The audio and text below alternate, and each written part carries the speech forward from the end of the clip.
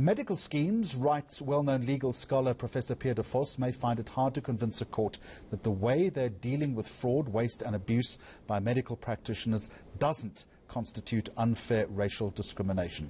This week, the government employees medical scheme losing an urgent legal bid to interdict the release of an interim report on allegations that medical schemes are racially profiling black, coloured and Indian medical practitioners. With me now on Thursday lunchtime, Professor de Vos, good afternoon to you and welcome. Maybe a good starting point, and very briefly, is how the word discrimination is actually defined.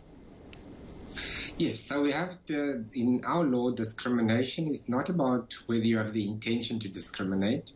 Our law says that you can discriminate either directly, where you say something in the policy of the medical scheme says black people are going to be treated this way, white people that. Or you can discriminate indirectly. In other words, you treat everybody the same, but that rule that treats everybody the same is going to have a disproportionate impact on some and not on others. So if you say, that only people who are 1.8 meters or taller can become a police officer, you're going to exclude a disproportionate number of women, and that will be discrimination on the basis of sex or gender. You go on to write, Professor, that the panel found, and I quote, "There is a substantial difference in fraud, waste and abuse outcomes between black and non-black practitioners over this period, 2012 through June 2020. That substantial difference line, does that then legally prove discrimination? If you can show that, then you have proved discrimination, but that's only the first step, because our law says that discrimination can be fair or it can be unfair.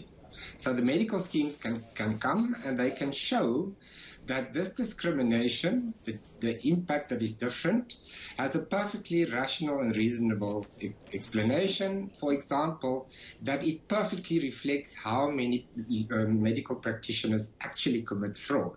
If they can show that, then it's not unfair and there is no unlawfulness. If they can't, then they have a problem, because then it appears that there is a disparate impact on people based on their race, and we don't know or they cannot explain why this is the case, and that would constitute then unfair discrimination. So to your first point, Professor de Vos, the medical schemes then having to show that this discrimination was to root out fraud, waste and abuse, how do they actually prove that?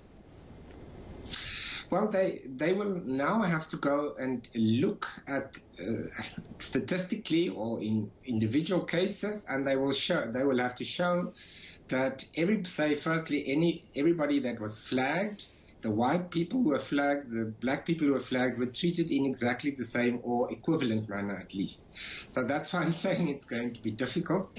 That's why if you're a big company, you want to avoid these kinds of situations where, unless it's absolutely necessary, where your rules or regulations or policies are going to have a worse impact on some people based on their gender or their sex or whatever than on others.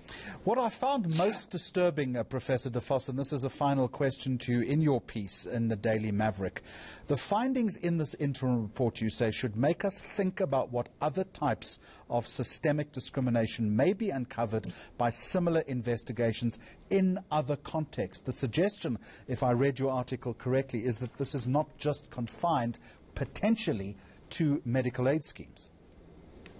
Yes, we live in a racist society, so often the logic of racism is built into the system. It's not that people think that they or have intention to be discriminatory, but there can be problems. So you make assumptions, for example, on about people living in a specific area. That area is predominantly black, and now the question is, are those assumptions really true or are they not true? You see, that's one example. So one has to reflect a little bit about what your company is doing and whether it is the logic that you think is logical is really logical if you understand how racism actually works, or sexism for that. Professor Pierre de Vos from the University of Cape Town, thank you very much indeed for joining us. I can also tell you the Section 59 Health Professions Coalition is now going to respond to that report on racial profiling, and my colleague Heidi Jokos will look at that story here on Thursday lunchtime within the next 20 minutes or so.